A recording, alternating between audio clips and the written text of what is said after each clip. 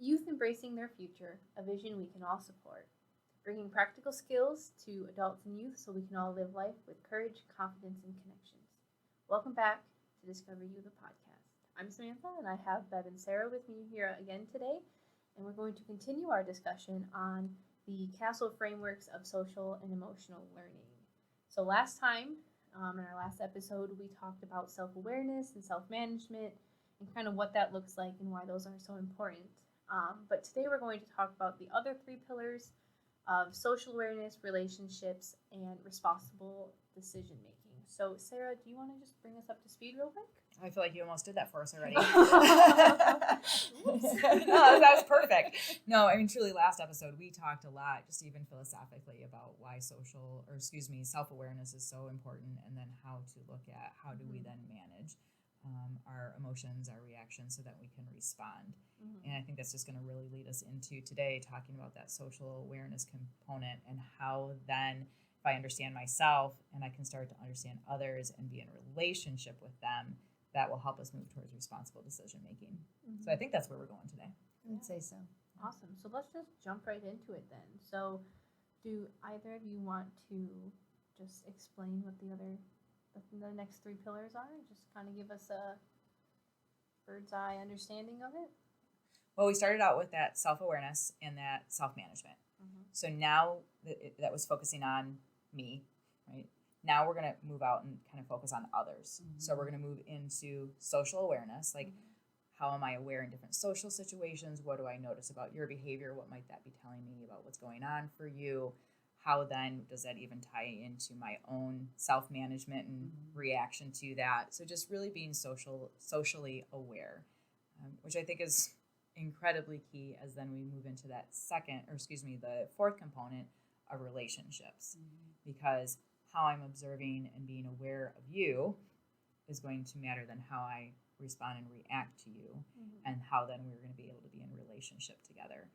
And I think we could probably have lengthy discussions about how that is incredibly important in today in a society, and how we are solving problems together and making decisions together, which again is that fifth component of how do I make responsible decisions, and how do we do that? How do we do that together? So starting with me, looking at others, and then looking at the big picture. So let's jump into it then. So social awareness. Yeah, that self-awareness and social awareness is like you want to trip that up all the time. I know, I want to. They're not the same, but they're the same to me in my head. So well, they really are. So if I'm self-aware, if I'm totally aware of what's going on with me, that allows me to then step back and be able to relate to others. And start to pick up on cues, pick up on facial expressions, body language, just information about what's going on around me that then allows me to empathize, connect, right? So that I kind of have to be self-aware first before I can even relate to and be socially aware with others. Yeah. And then I think about that social awareness and how absolutely important it is. When you think about the people who struggle with reading other people, right? Who struggle with being engaging socially, it's really very limiting for them. It has a lot of implications. So it's one of those areas that I think, again, is foundational and that we need to work on with our kids from the beginning, right? So we're modeling behavior and then help them to develop it and it to evolve to be age appropriate. So I think one of the struggles we're having right now is with the disconnect our kids have experienced, that all of us have experienced in recent times, where we have not been in the same physical environment with a lot of folks. That has kind of caused, it's created, Zoom has been great, right? Videos are good. I, for one, have a very high level of social awareness. So I function by being able to read the people around me. And I can't do it the same on a video, right? There's a disconnect there. So I think we need to recognize that as a society, adults, our young people, we're a little bit behind in this area right now. So if a student has been, not around their peers or not around their peers a lot or even around other adults for an extended period of time, some of the skills that they were developing may have regressed a little bit. Maybe they need to bring them back up to speed, or where we might expect a 6th grader to be or a 9th grader to be, they may not be at that point right now. So I think we have to really consider as we get more interactive with people again. So, and not just now. So I don't want to make the conversation around the fact that our world's been a little bit disrupted in the last couple of years. But in general, social awareness is critical. And when you start thinking about what that actually means, it is reading people. It's knowing what's appropriate in any given situation. So some of the research says that, like, especially kids who have like ADHD or might have some certain, diagnosis, will actually have a harder time reading the people around them, which then creates a sense of isolation, because society, if you're not aware of other people's needs, they push you away, right? So when we think about how important it is, and different tricks, of course, to develop that, but one of the things is just caring about other people, having empathy for other people, understanding when other people need you to have empathy, right? To be aware that something's going on in somebody's life that you need to be caring, not that we shouldn't always be, but particularly caring about. I was just thinking through, like, one of the things that you had mentioned was other adults, right? And you were talking about even different environments. And so starting to be aware that, like, what's okay in maybe my household might be different than what's okay in your household, or what's okay at school or at work or in the grocery store or with their peers. Like, I know the way my teen interacts with his peers is different than how he interacts with us as his parents, and how I certainly hope is different than how he interacts with other adults. And so being aware that depending on the setting, our behavior needs to change as well in order to then move into that, like, being able to have relationships with one another.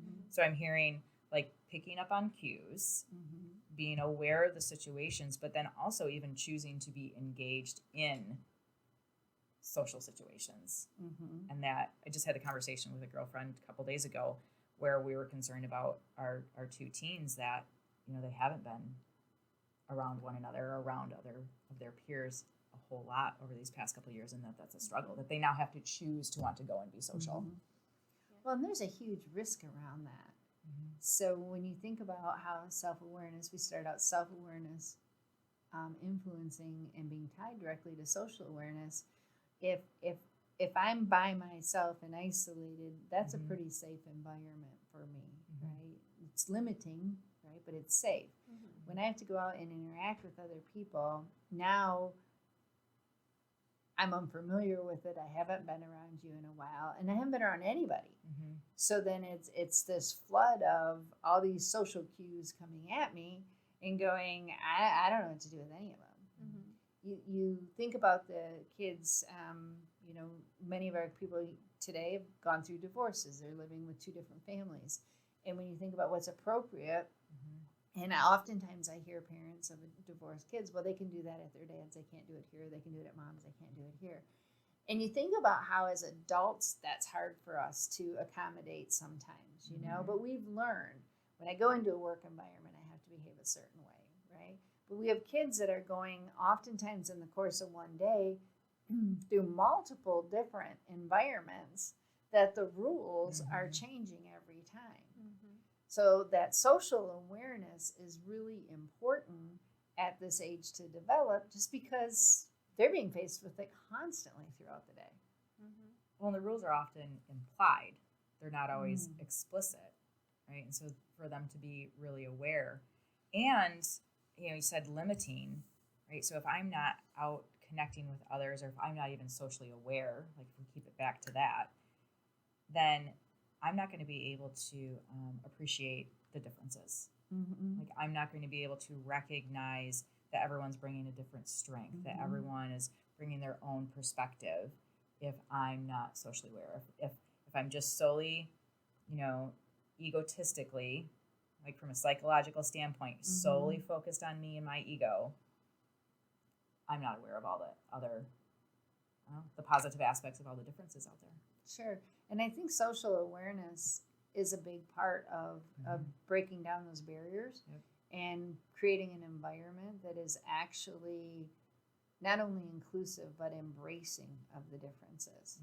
But then there has to be, we have to teach that acceptance to that, right? And that ability to go, pay attention. It's okay that we're all different. Mm-hmm. In fact, it's better that we're all different, right? We just need to work in that respect for each other, right? Whether it's someone who's like me in a lot of ways or someone who's not like me as much.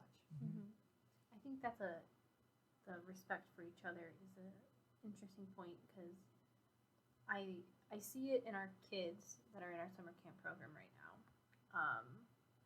They are like BFFs one day, and then at the end of the day, she just won't stop hanging on me.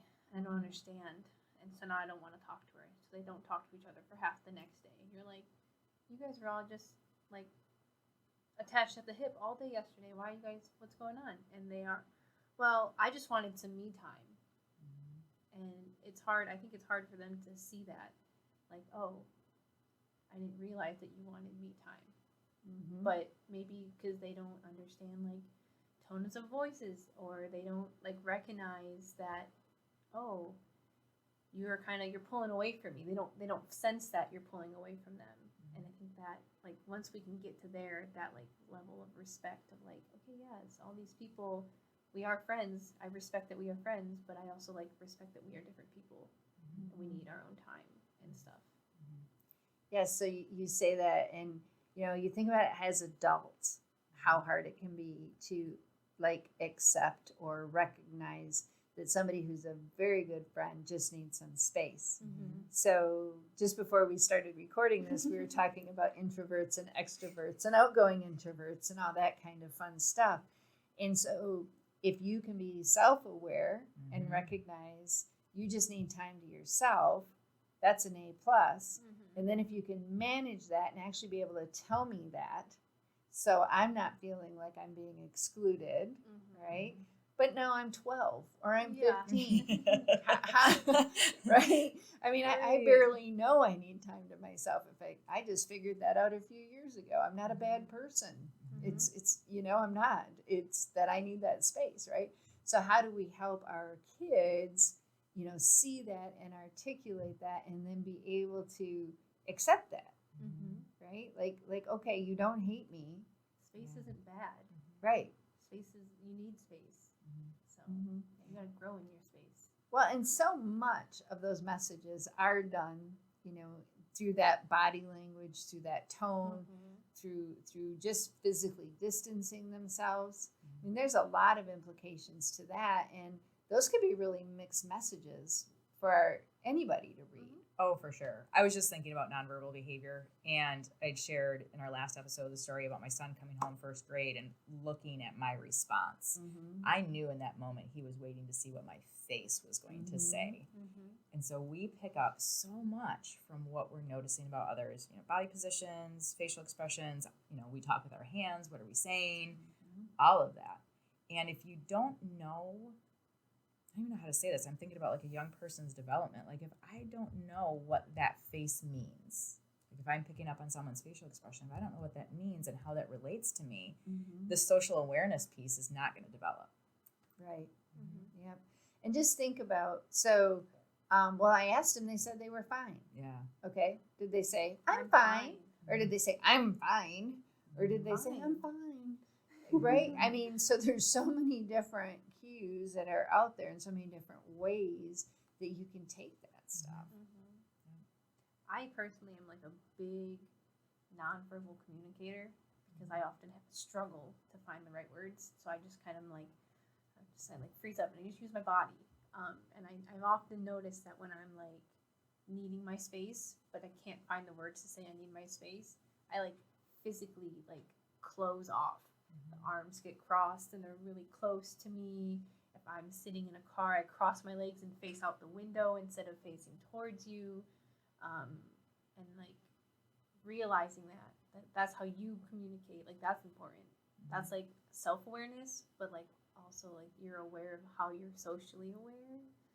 Yep. And, like I love like your eyes rolling up or like, oh, I'm putting this all together right now. It works happily, but it's interesting, and then having people being able to pick up on that is important too, and so being able to teach that in adults, again, just happy comes together. Yeah. was thinking too about, like, you mentioned empathy and caring for others, and we were talking about like the differences in the spaces that we're in. Like, even recognizing, so maybe you have a friend who has two households because of a divorce situation, like being just clued in, like if we even just take out the phrase socially aware, if you just have a clue that maybe that's a different experience than you might be experiencing, and maybe your friend has struggles because of that, or maybe he doesn't, but just being aware, like, oh, well, that's different.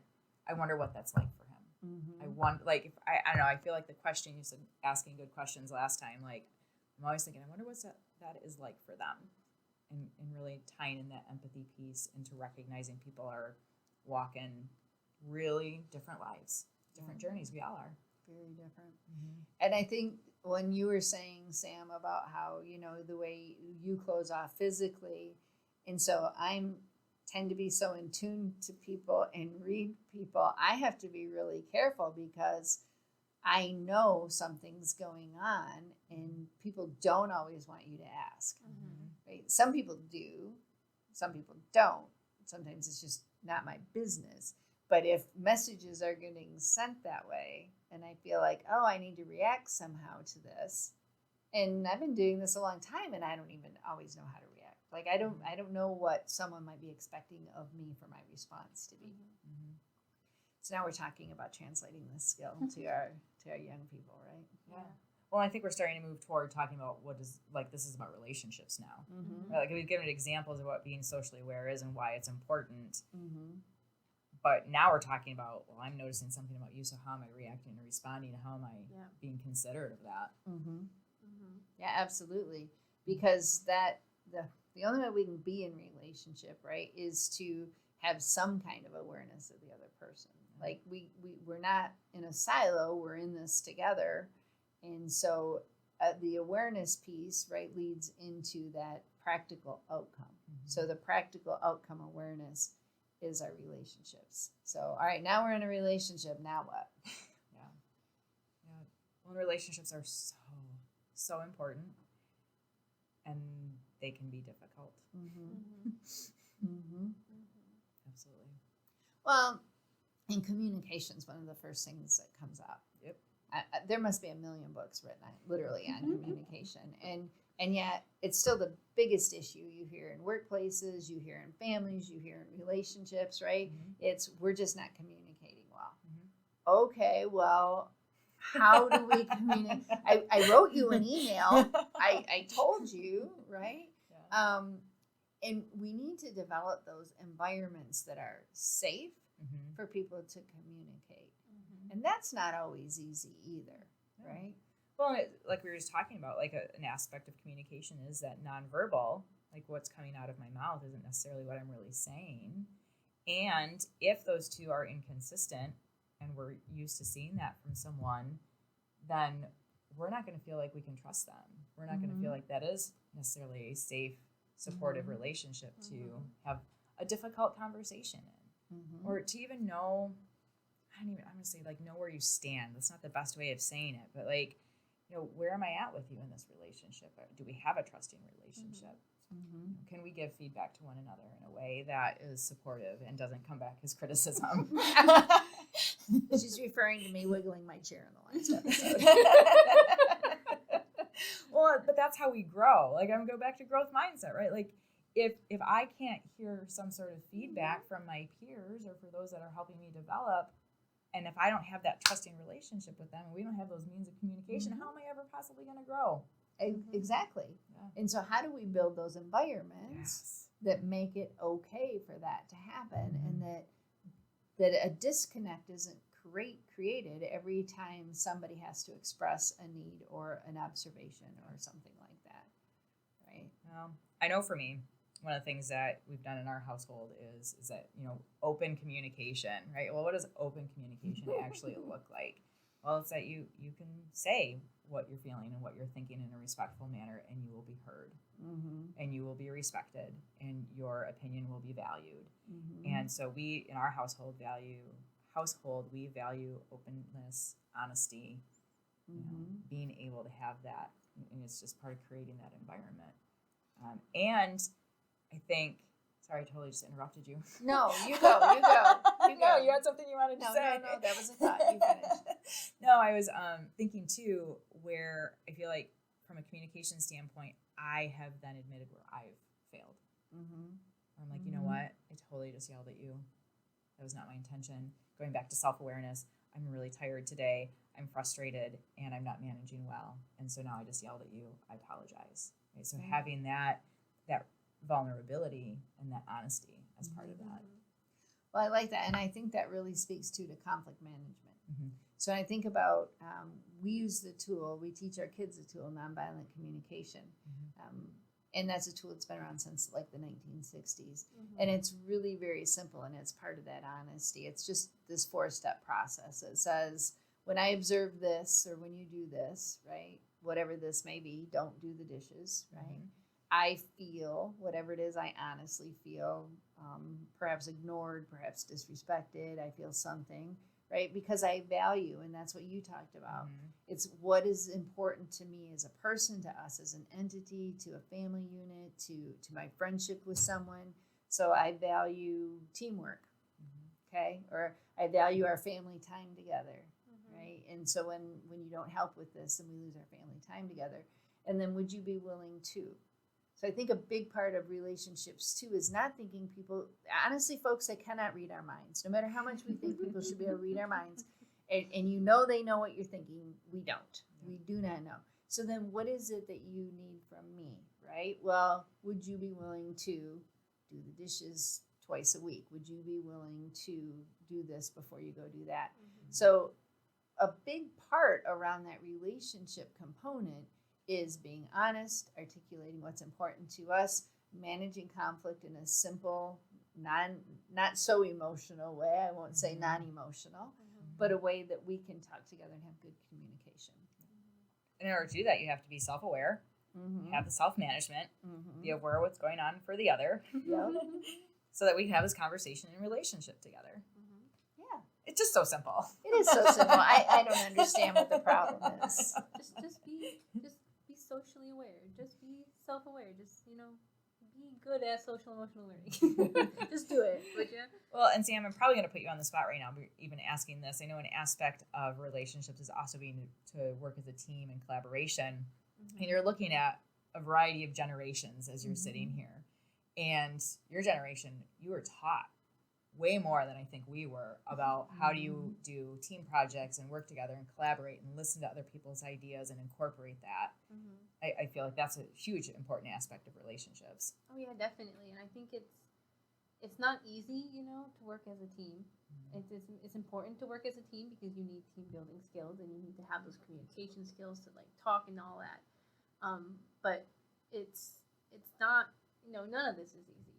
So to see that, to learn it is very, I struggled with team, working as a team. When I was in middle school and in high school, and even when I was in college, a couple years ago, team projects were not for me because I am stubborn in the sense that I like things to be done my way or no way at all. If it's not my way, I don't want to be a part of it. Because I know that my way is how I want it. But in my last year of college is when I was with a good team. I think that's also pretty important. You got to be making sure you're working with the right people. But I was finally put in a group where I had people who all felt the same way about how the project needed to be. We openly talked about it, which is something that I never did in a group project. It was always just, okay, who's going to do what? And then it turned into me going, well, I'll do this, and this.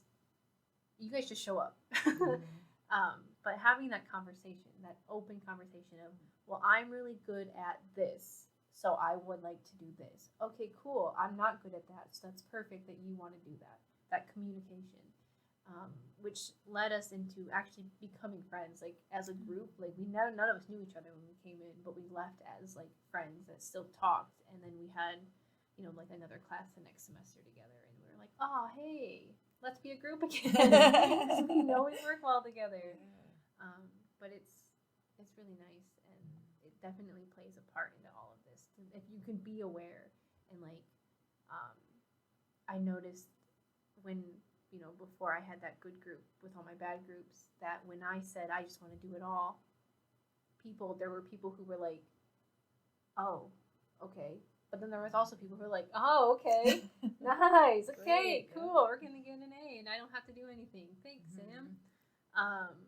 But, it all plays a part together, and everything is related to everything is a thing that I like to think all the time. Everything is related to everything. So, well, I can see that, Bill, just in you talking that through, right? Like that you have that open communication. You're aware that you taking it all on probably wasn't a good idea. Yeah, so no. being able to adjust that choice and even noticing what the other people's reactions were to all of that. Yeah, I see it now with my fiance that I like as you like to do things the same way, and we've talked before about vacuuming, but I'm very similar. Like if I were going to vacuum, everything needs to be vacuumed. You gotta pick stuff up before you vacuum. You can't just vacuum around it, and so that often leads to me doing all of the household chores, which is exhausting after you work all day, and then you come home and you got to continue working. But being able to openly say, hey, this is how I like things vacuumed, and this is how I would like you to help vacuum. Like this is what it looks like to me, and I know to you it looks like you can just go around all the stuff on the floor. But to me, that's not cleaning the whole floor. And so having that, and it helps the relationship too, because then you're not mad at the person for not vacuuming the right way. Which is what you were talking about. We say it's nonviolent communication, but it's really just communication. Yeah. It's really just communication. It's really it doesn't just have to be communication. an argument, which is where it's not violent necessarily, but it could be. And if it keeps building up, well, you don't vacuum the right way, you don't wash the dishes the way that I don't like the way you do this, and now you're attacking that person. So having that good open communications, I think, is very important. So important for relationships. Yes, definitely.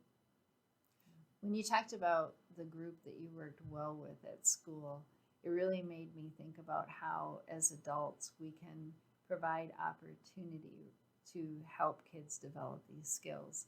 So we've kind of said all along, it doesn't do a lot of good to just say, hey, you need good relationships. It's how do we develop them?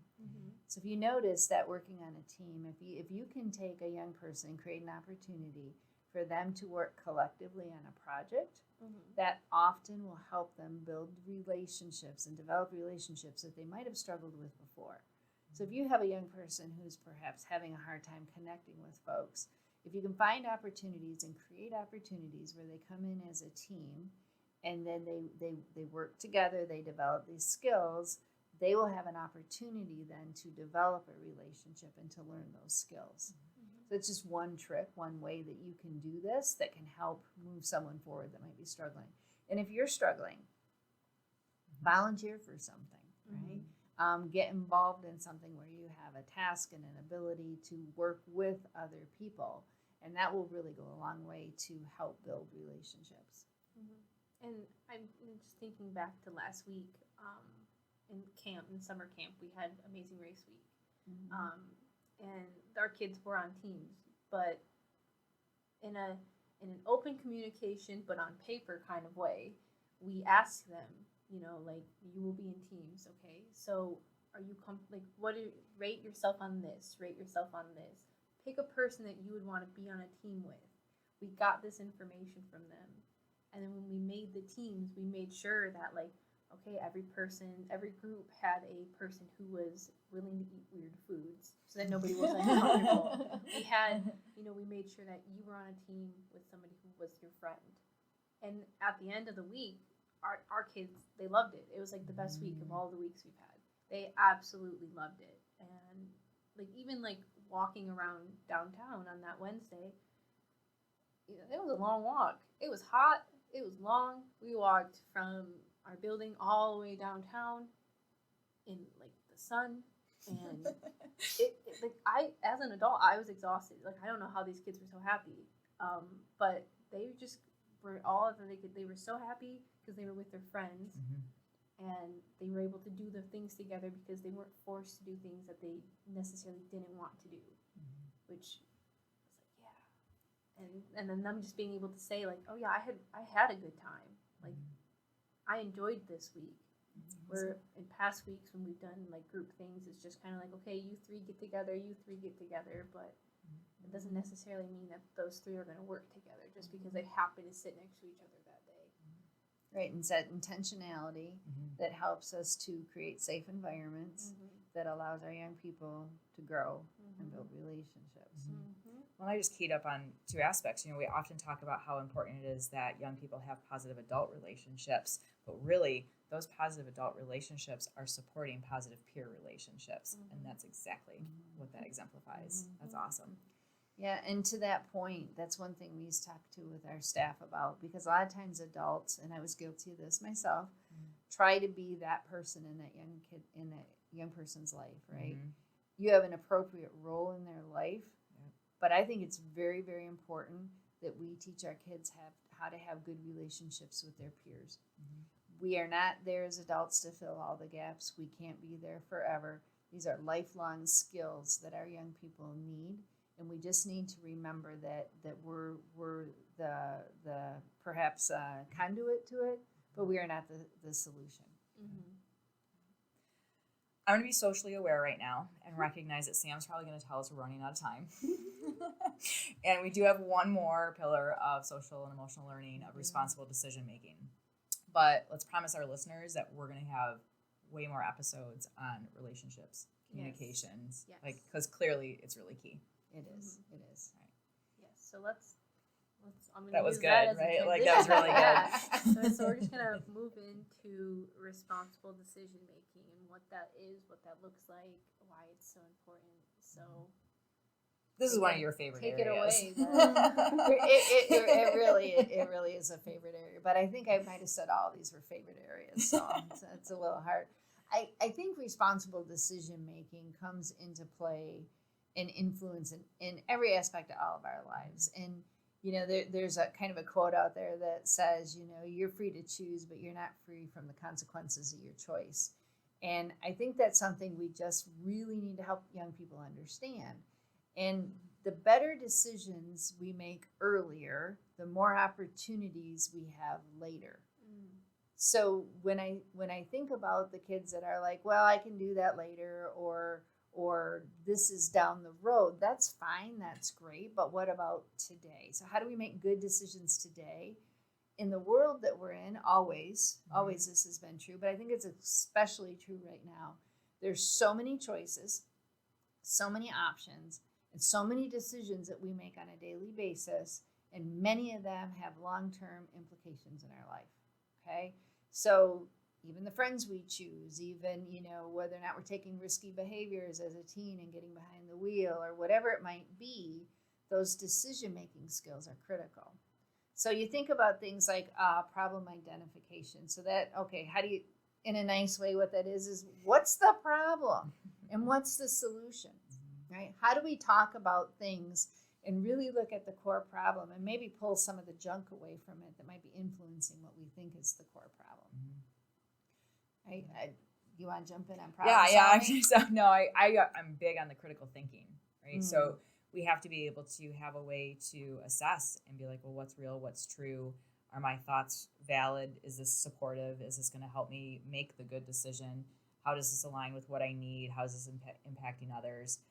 Be able to sift through the social media. Sorry, I'm almost you can see all my nonverbals are oh my gosh, it's so overwhelming.